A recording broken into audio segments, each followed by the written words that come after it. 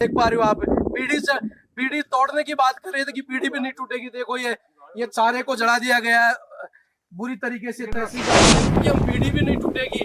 आपको हम बता दें कि अब आगे अगर कोई पंजा चलेगा यहाँ तो हम सब लोग मुंह तोड़कर जवाब देंगे, चाहे प्रशासन हो, चाहे कोई नेता हो, चाहे कोई विधायक हो, कोई भी अगर इनकी हिमाकत करेगा इस तरफ देखने की और खंडेला क्षेत्र में कहीं भी किसी गरीब के घर को उजाड़ने का प्रयास किया जाएगा तो मुंह तोड़ जवाब दिया जाएगा। और बाबूलाल जी हमारा 4 घंटे का मात्र समय दे दो, लेकिन नायब तहसीलदार ने तो बिल्कुल भी नहीं सुनी।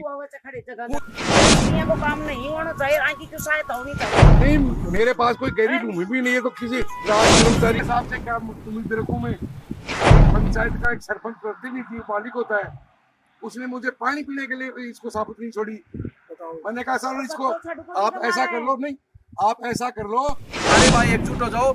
ये आज बाबूलाल जी पे पीड़ा आई है, भाई दिनेश जी पत्रकार जो है उन पे पीड़ा आई है, पूरे परिवार पर तो इधर देख पा रहे। और ये मकान जो है इसको पूरी तरीके से तोड़ा गया है।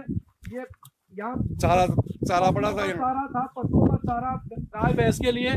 पशु किसान गाय भैंस के चारे को इकट्ठा कर रखा था, इसको जला दिया गया। ये देख पा रहे हो आप, पीढ़ी तोड़ने की बात कर रहे थे कि पीढ़ी भी नहीं टूटेगी। देखो ये चारे को जला दिया गया है बुरी तरीके से, तहसीलदार के। ये देखो सर, ये सूंप तक भी, ये सारे मकान आप देख पा रहे हो, ये भी नहीं हटानी थी मेरे को सूंप भी। मेरा तो खुद खुलासा ये उनको चैलेंज है कि ये आपने जो कह रहे थे कि पीढ़ी भी नहीं टूटेगी, ये क्या नमूना है आप देखिए। ये देखो पूरी तरह डैमेज कर दिया गया, लाखों का नुकसान कर दिया गया। पूरी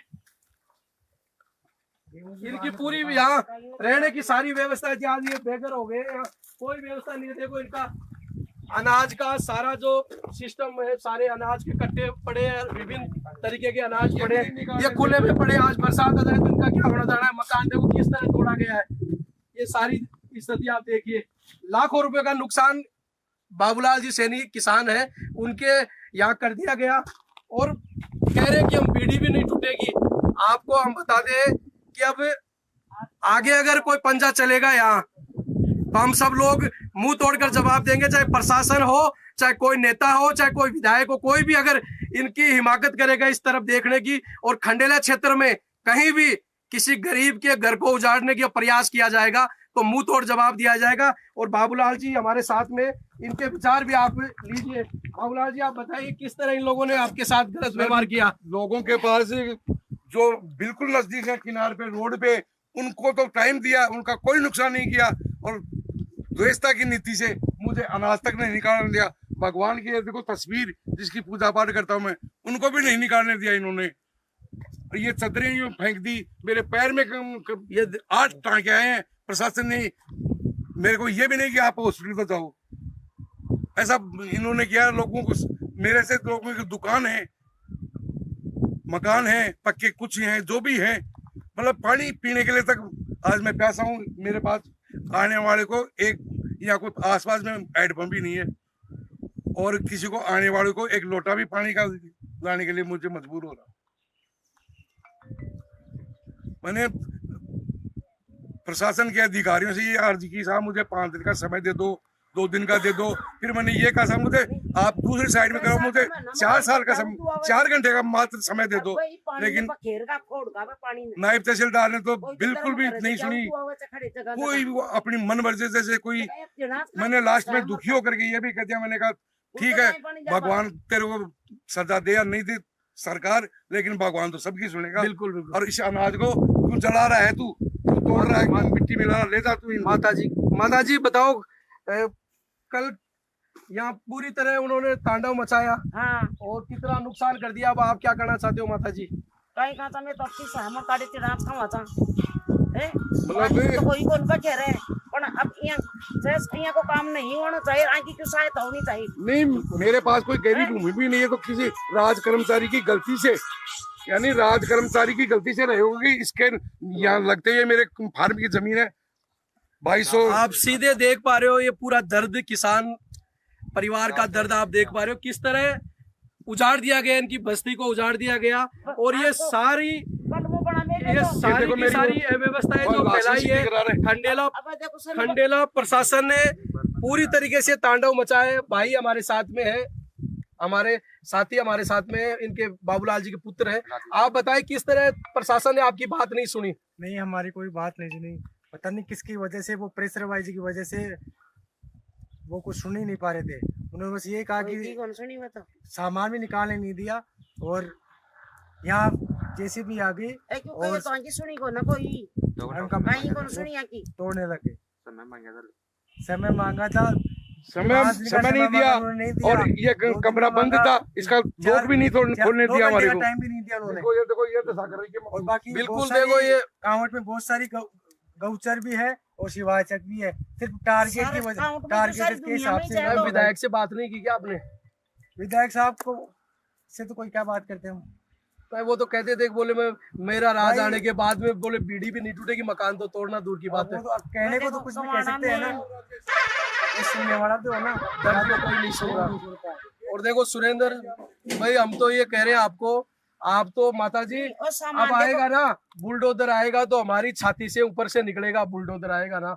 आप तो रहो यहाँ, बना लो मकान, देखेंगे कौन सा प्रशासन आता है कौन आता है, और प्रशासन की छाती पे जाके बैठेंगे। अभी वहाँ प्रोटेस्ट करेंगे सब लोगों को मिलजुल कर, सारे भाई लोग सारे लोग आए हुए, पत्र आप भी आइए सुरेंद्र जी। मैंने खूब रिक्वेस्ट की कल, सुरेंद्र जी भी आए हैं, हमारे साथी हैं, बहुत संघर्षी साथी है। अब एमएलए साहब से क्या उम्मीद रखूं मैं? एक पंचायत का एक सरपंच प्रतिनिधि मालिक होता है, उसने मुझे पानी पीने के लिए इसको साबुत नहीं छोड़ी।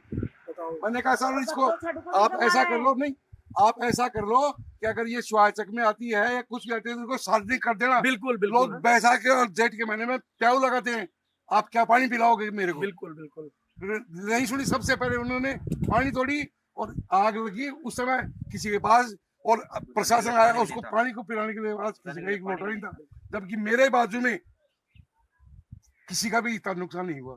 सुरेंद्र जी आप भी बताइए। मौके पर मौजूद थे, वहाँ पर प्रशासन से हमने रिक्वेस्ट भी की, 5 दिन का टाइम मांगा, लेकिन प्रशासन पर पता नहीं किस चीज़ का दबाव था, उन्होंने कोई भी एक बात नहीं सुनी। और अंत मेरा तो कहना ये है किसी भी किसान के साथ अन्यायपूर्ण भेदभाव नहीं होना चाहिए। और फिर उन्होंने मतलब अधिकारी ने प्रेशर में आकर की इसमें भेदभाव किया है 100%, जिसमें सबसे ज्यादा अन्याय मेरे साथ हुआ है। बिल्कुल बिल्कुल, जबकि सबसे कम भूमि मेरे पास है। इसका कसा 2260 में जो भी भूमि है, नहीं तो बाबा जी उसमें से 100 सबसे साल कम से मेरे लोग पास बस है। रहे हैं भाई, 100 साल से लोग काबिज काश्त है, खेती पानी कर रहे हैं, मकान बना रखा है। कोई 1 मिनट से तो आने के कोई 1 मिनट में यहाँ से लेकर के उस शमशान भूमि तक और नदी पार तक मेरे फार्म की जमीन है। मैं इस अगर मेरी नीति खराब होती, ये तो पैमाइश के कर्मचारी से गलती से ऐसा हुआ है। बिल्कुल बिल्कुल, और मैंने खूब तहसीलदार से मैंने ये अर्ज की कि साहब मुझे ये बता दो कि मेरी कहाँ तक आती है, लेकिन कोई सुनने को तैयार नहीं था। वो तो कोई की मैंने ये भी कहा कि अगर मेरे फार्म की है वो तो बताओ मुझे कि मैं कहाँ डालूं ये सामान, लेकिन ये भी यहाँ तक भी नहीं सुना। किस प्रेशर में था? कोई राजनेता के दबाव में था या रिश्वत के दबाव में था? बाबूलाल जी, विधायक साहब तो चुनाव में कहता, बोले कि बीड़ी कौन टूटवा दूंगा। नहीं साहब, देखो हमें तो पानी पीने का ही साधन तोड़वा दिया, लोग तो प्याऊ लगवाते हैं। नुकसान कर दिया, क्या कराएंगे विधायक साहब? क्या बचाएंगे वो? कितना बड़ा नुकसान, लाखों को नुकसान होगा। अरे तो पानी आते ही ट्यूबवेल का पता ही नहीं, उधर तोड़ ताड़ करके तहस नहस कर दी, पता नहीं कहाँ क्या करें। बुरी हालत कर रखी है, बताओ क्या करें। मैं आपको बताना चाहूंगा, रोड से लगभग 100 मीटर की डिस्टेंस पे है ये जो मकान है।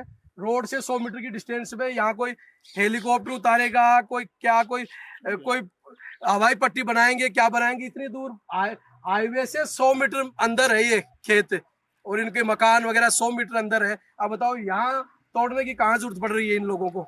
तो ये पूरी तरह भेदभाव तरीके से, गलत तरीके से तोड़ा गया है, गलत तरीके से इनके घरों को उजाड़ा गया है। ये देखो सामने वो पेड़ भी निकाल दिया, नीचे पेड़ था कितना बड़ा, उस पेड़ को निकाल दिया। नहीं, नीचे मेरी और है, उसमें भी उन्होंने पेड़, मतलब इनको चुन चुन के, एक व्यक्ति को चुन चुन के मतलब नुकसान पहुंचाया गया।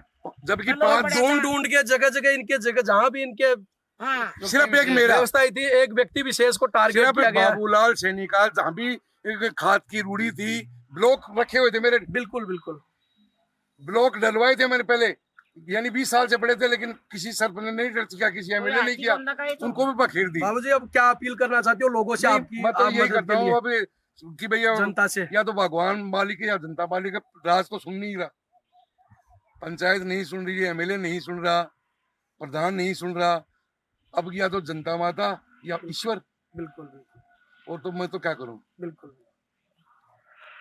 मतलब ऐसी अन्याय किसी के साथ भी नहीं होनी चाहिए, चाहे वो किसान हो, चाहे वो व्यापारी हो, चाहे कोई भी हो। जनता माता भी सुना जाए। जो मेरे साथ अन्याय किया ना, जनता ऐसा माता किसी भी के करा साथ जाए। नहीं होना चाहिए। अब इसमें गांव की बस्ती की नेताओं से तो क्या उम्मीद करें, बिल्कुल सही है।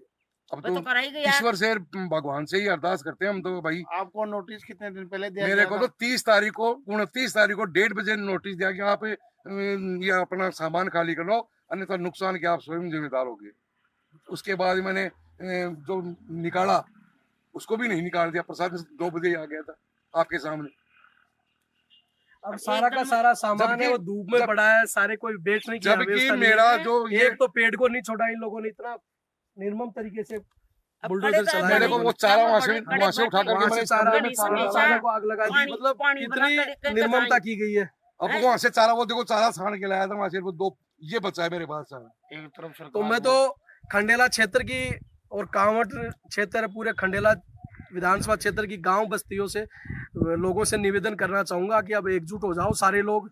नहीं ऐसे ही आपके घरों को उजाड़ा जाएगा, जैसे पिछले कार्यकाल में उजाड़े गए थे ना, उससे भी बेहतर होगा, उससे भी भयंकर मंजर आने वाला है। साथियों सुधर जाओ, एकजुट हो जाओ, सारे लोग एक जगह हो जाओ। नहीं तो गाँव के अंदर तो स्थिति है लगभग 30% जगह पर तो किसान गरीब मजदूर बेचारे अपने मकान बना के रह रहे, गाड़ी पसीने की कमाई से मकान बना के रह रहे। तो सारे भाई एकजुट हो जाओ। ये आज बाबूलाल जी पे पीड़ा आई है, भाई दिनेश जी पत्रकार जो है उन पे पीड़ा आई है, पूरे परिवार पे पीड़ा आई है, किसी के साथ भी हो सकता। तो सारे भाई भाईचारा बनाए, सब एकजुट हो जाओ। और कांवड़ क्षेत्र के लोगों से मैं निवेदन करना चाहूंगा कि सारे लोग इनके साथ में लगकर इस आवाज को बुलंद करो, नहीं अगला नंबर आपका भी हो सकता है। धन्यवाद।